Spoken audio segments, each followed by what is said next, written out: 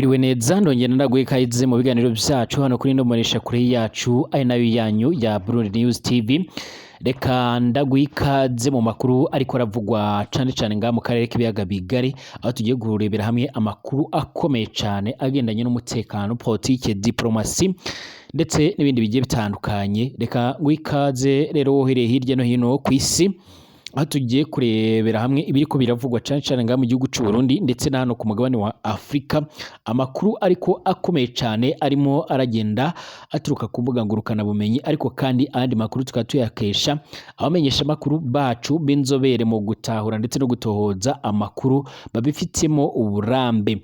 Na makuru kugeza magingo aya ngaya turaza guhera ku ngingo nkuru zivuga yuko nga mu gihugu cy'u Burundi inzego z'umutekano zishinzwe gucungira umutekano nyiri cyubahiro Evariste Ndayishimiye zimaze gusobanura yuko uyu mugabo ari mu kaga gakomeye cyane, aho ashobora kuba yogirirwa nabi namwe mu batamwifuriza ibyiza, cyangwa se bamwe mu basirikare bakuru nabo basanzwe bamugwanya, nyuma yuko by'umwariko hari amakuru yiwe yamaze kugenda amenyekana nyuma y'amasosiyete agiye atandukanye amufasha mu bikoresho by'ikoranabuhanga, aho nkari nka amasosiyete agiye atandukanye yo muri Denmark yifashisha mu gukoresha ibya internet, ariko kandi abandi bakanavuga yuko ari umwe mu bagabo bakunze gutanga amanimero de telefone yabo n'ama WhatsApp yabo, ndetse akaba adatinya kuvuga n'uburyo ashobora gukoramo buri munsi, ku buryo abanyagihugu benshi ndetse n'abandi bagiye batandukanye boba abanzi biwe ndetse n'abakunzi bewe bazi neza ijana ku ijana ibyo akora.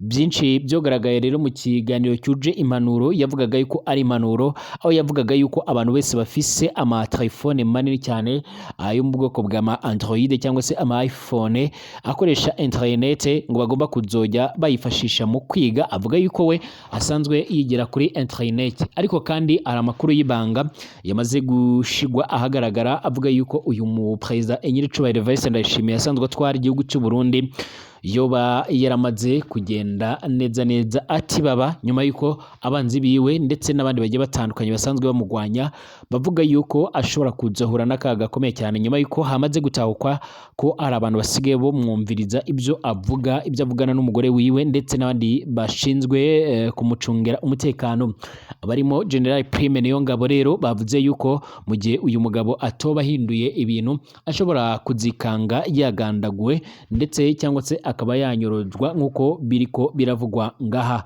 Ibi rero bakomeje kugenda bavuga yuko bamwe mu bakunzi ba Generali Aniyong Bunyoni aribo bashobora kuba babigiramo imbaraga, nyuma yuko uyu mugabo ari umwe mu barundi bari bafise izina rikomeye cyane, nyuma yuko ajyanwa mu ibohero, ariko kandi kugeza none bikaba bivugwa yuko n'ubundi uyu mugabo yoba atameze neza aho yagiye kwivuriza, dore yuko benshi benemeza yuko yoba atakiri nga mu gihugu cy'u Burundi. Turabigarukaho mu buryo burambuye kane, izi nido tushaka no kuba twotanga umuco kuri ibyo bintu biriko biravugwa nga mu gihugu cy'u Burundi. Hagati kandi mu buraruko n'ubuseruko bwa Repubulika Iharanira Intwaro Rusange ya Kongo, umuhari M23 wongeye kwigarurira ibice bigiye bitandukanye byinshi muri territoire ya Rucuro nk'uko biriko biravugwa, mu gihe n'ubundi uyu muhari umaze igihe ujengereza unazegeza ubutegetsi bwa Félix Antoine Tshisekedi Chilombo. Ibi kandi bibaye nyuma yuko uyu muhari wari umaze iminsi wigarurira ibindi bice byinshi bigiye bitandukanye, harimo n'ibice bisanzwe bikora ku mbibi zihuza RDC ndetse n'igihugu ca Uganda, ndetse mu minsi mikeya ishize abaturage bashika ku 5,000 barabashije guhunga imirwano yari iriko ibera muri ibyo bice, ndetse abapolisi benshi bashika hafi kwijana, harimo n'abandi bagiye batandukanye, by'umwihariko barimo n'abandi bategetsi nabo baza gufata iya mbere barahunga, harimo n'abari bafise intwaro nk'uko byotangajwe n'ubutegetsi bwa Uganda. Kugeza ubu ngubu rero hakomeje kugenda havugwa byinshi cyane bigiye bitandukanye.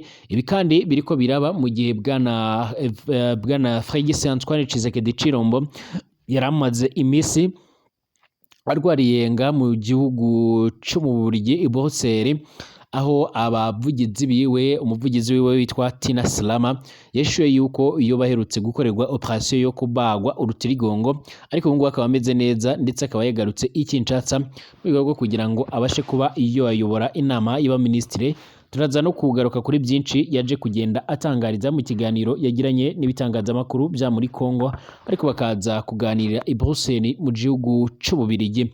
Ikaze rero mu biganiro byacu ngaha kuri imbonesha kure yacu ari nayo yanyu imbonesha kure ya Burundi News TV, imbonesha kure imwe rudende ushobora kuronkaho amakuru agiye atandukanye abariko aravugwa ngaha hirya no hino ku isi. Ndagushuje nkwipfurije ibihe byiza, wipfurije kumererwa neza aho urereye hose waba udukurikiye ngaha mu gihugu c'u Burundi mu ntara zigiye zitandukanye.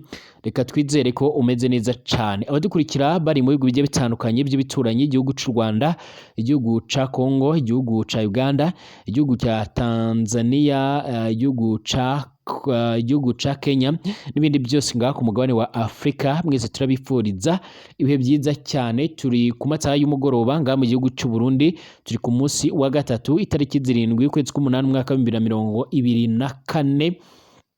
Reka ntuze kandi n'abadukurikira bari mu bihugu bya kure ku mugabane w'Uburaya, Asia, Australia, Amerika ndetse n'andi hose, ndabahaye ikaze mu biganiro byacu. Mbabwira ngo niba ari ubwa mbere ushitse ngaha kanda handitse sabone kugira ngo ucuraronka ibiganiro byacu mu buryo bworoshye, urebe nahija gatoya ahantu hari akamenyetso kameze nk'inzogera ka notification, upyondeho kugira ngo nituyadushiraho ikiganiro bajye bahita bakohereza ubutumwa mu buryo bwihuse. Kanda like utange n'igitekerezo, ibiganiro byacu unabisangize ku nshuti zawe kugira ngo zibashe kuba zo kwimenyera amakuru abariko aravugwa cane cane hirya no hino ku isi. Ikaze duhere ngaha ku bakomeje kugenda bacungira umutekano. General Neva Nyiricubahiro uyoboye iki gihugu c'u Burundi bavuga yuko ari mu kaga komeye cyane, mu gihe uburyo bwo kumurinda ndetse n'uburyo nawe yoba akoresha itumatumanaho yaba adahinduye uburyo ashobora kuzahura n'ibitero bikomeye cyane ndetse bishobora kuba byonahitana ubuzima bwiwe, nkuko bamwe mu bamucungira umutekano namwe mu basirikare bakomeye ngaha mu gihugu c'u Burundi badatinya kubivuga, bakavuga yuko n'umuhari Ready Tabara ari umwe mu mihari isanzwe igwanya ubutegetsi bwiwe, ngo yaba irimo kubaka ikoranabuhanga rukomeye cyane nyuma yo kumenya neza uburyo yaba akoresha amatelefone ndetse n'itumatumanaho ryiwe bwite, haba mu guhamagara ndetse no kwandika ubutumwa bugufi, ibishobora gutuma bamenya amakuru neza y'ahantu yoba aherereye, ibyo yoba akora, ibyo yoba yandika ndetse n'ibyo atekereza, yandikiranya n'abanywanyi biwe ndetse n'abajejwe kumucungira umutekano. Ikaze hari ingwara ikaza kumuzengereza mu buryo bukomeye cyane. Bamwe mu bayobozi bafashe icyemezo cyo kumujana mu rwego rwo kugira ngo abashe kuba yoja kwivuza, ariko kandi ajyanwa mu bitaro byakira nk'uko byaje kugenda biranatangazwa ku mbuga zigiye zitandukanye. Nyuma yako rero nibwo yaje kujanwa ngaho mu gihugu cy'u Burusiya abifashijwemo n'abandi bategetsi bakomeye ngaho mu gihugu cy'u Burundi, nkuko biriko biranavugwa ndetse kushika none bikaba byaranabaye. Nyiricubahiro President Evariste Ndayishimiye nago yarahari, yaragiye mu ruzinduko rw'iminsi ishika kuri 3 yagiriye mu gihugu cya Zambia. Generali Arangiyome Bunyoni wahoze ari minisitiri w'intebe w'u Burundi ndetse akaba n'umuyobozi mukuru wa polisi wari ufunzwe ashinzwa ibyaha birimo gutegura umugambi wo guhirika ku butegetsi.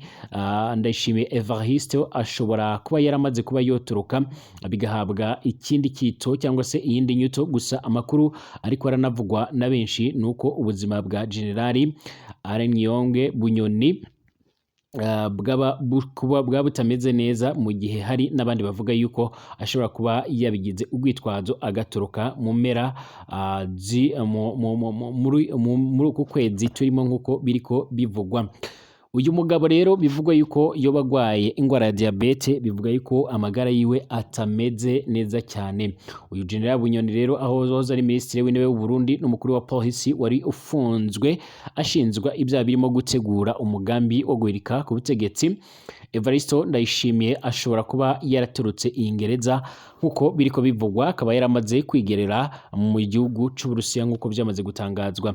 Gusa amakuru ariko aravugwa na benshi cyane nuko ubuzima bwe bwaba butameze neza cyane, mu gihe hari n'abandi bavuga yuko ashobora kuba yarabigize urundi rwitwazo nyuma yuko yasohotse mu ibohero ryiwe akajyanwa mu bitaro bya Kira ndetse kugira ngo abashe kuba yo kwitabwaho n'abaganga, nyuma yuko iyi ndwara ya diabete yari imaze kugenda imurenga, ariko bikaza kurangira asohowe muri iri bohero.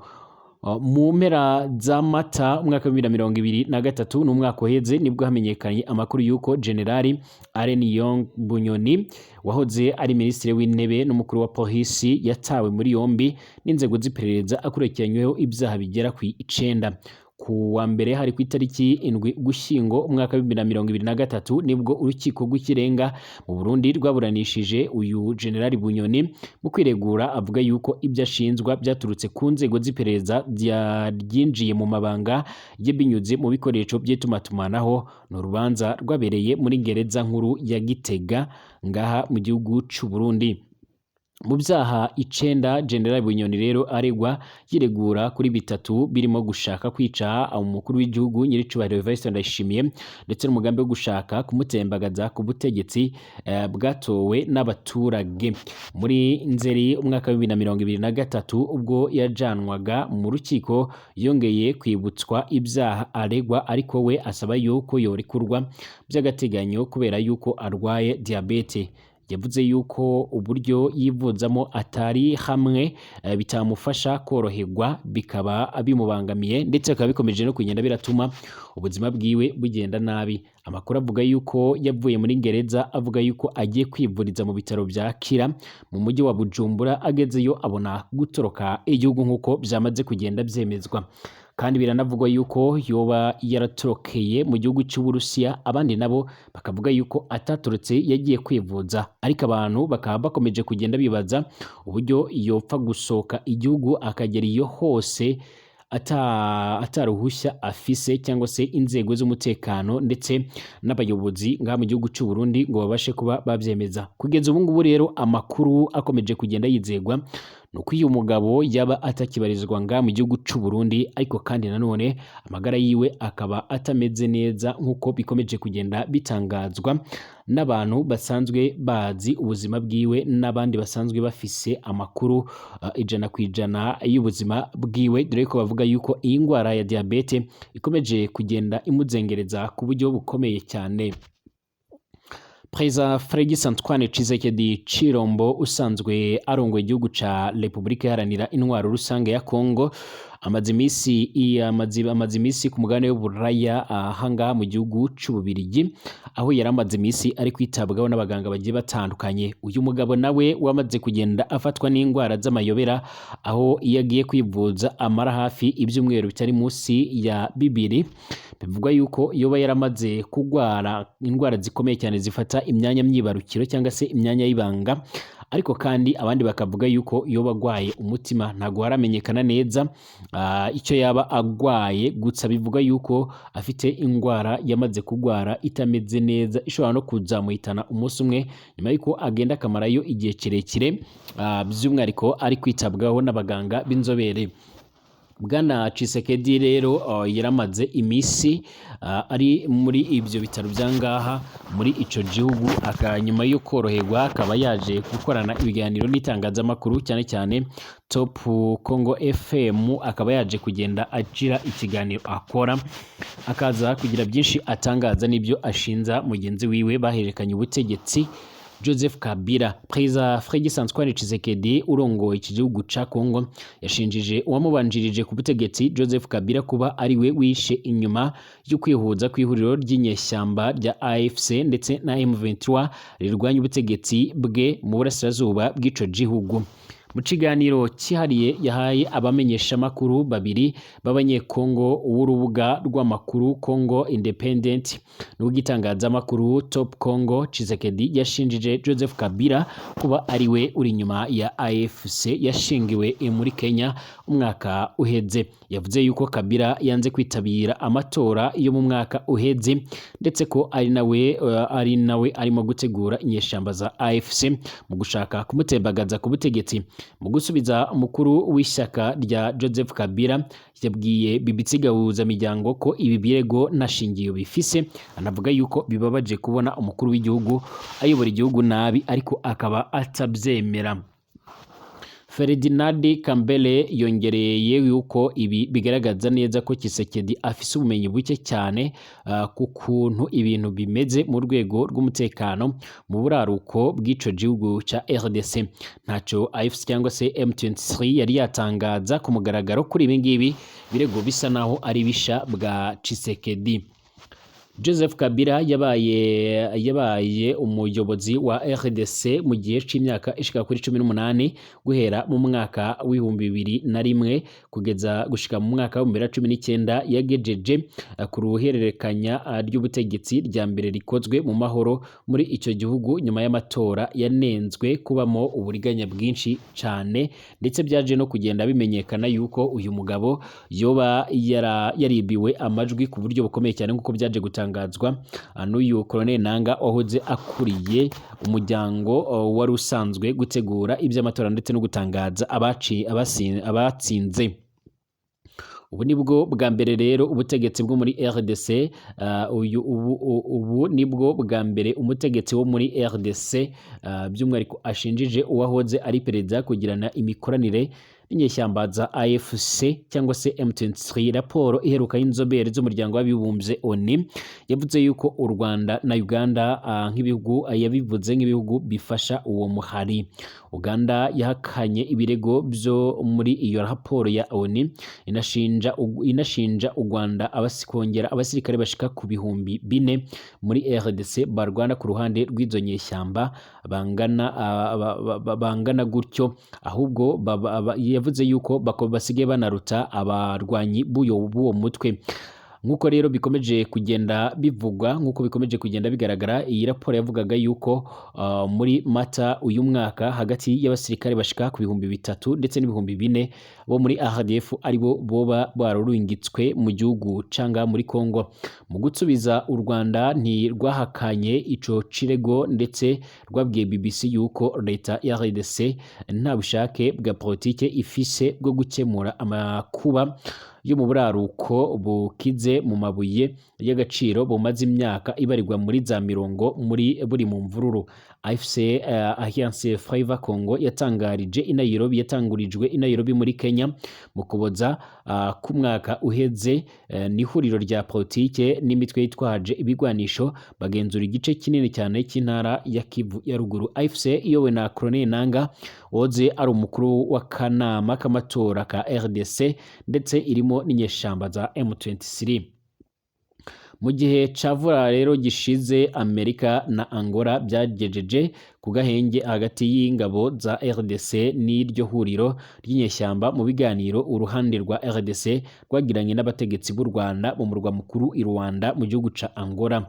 Ariko imirwano ya hato nato yagiye itangazwa ku mirongo y'urugamba ndetse inyeshyamba zafashe utundi duce two muri Kivu ya ruguru. Tshisekedi yongeye kuvuga yuko nta biganiro azagirana na M23, ati mu ntega amatwi neza nta na rimwe nta na busa igihe cose nzaba ndi perezida wa Repubulika Iharanira Intwaro Rusange ya Kongo, imbere yanje hazaba hari intumwa za M23 cyangwa AFC ngo tugirane ibiganiro nta na rimwe bizobaho.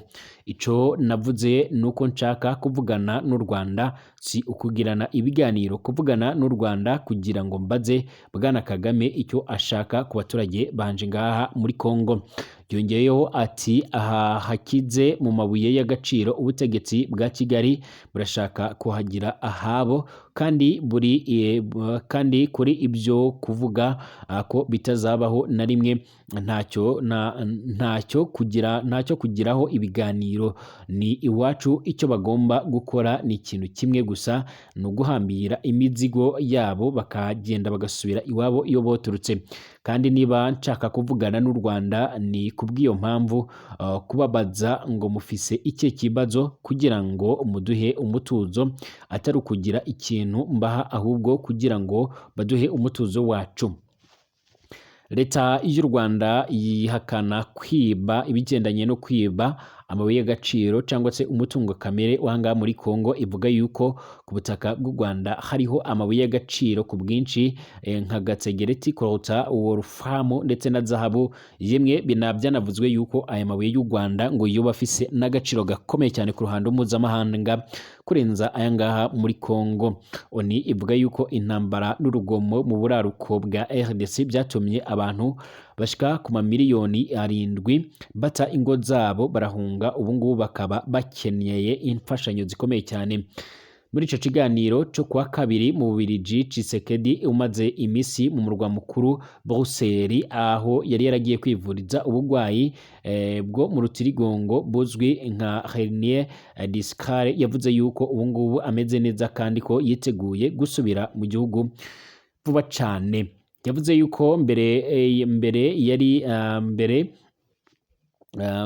yavuze yuko mbere yari yatumiye umuganga wihariyewe ngo aje kumuvurira i Kinshasa, ariko ngo nubwo yashimye ibikoresho byo ku bitaro byo mu gihugu, yamusabye kumusanga mu Bubiligi kugira ngo yizere neza imigendekere y'ubwo buvuzi bwo yamuhaga. Tshisekedi uri mu kwezi kwa munani kuri manda ya kabiri y'imyaka 5 yakomeje kugenda ahura n'ibibazo bigiye bitandukanye, mu gihe uyu muhari M23 ukomeje kugenda umuruca imbaraga, ukomeje no kugenda umufatana ibice bigiye bitandukanye nk'uko amakuru ariko aravugwa. Twongere gusubira mu masaha ari imbere turebera hamwe andi makuru ariko aravugwa hirya no hino mu isi. Ndabashimiye mukomeze guhaha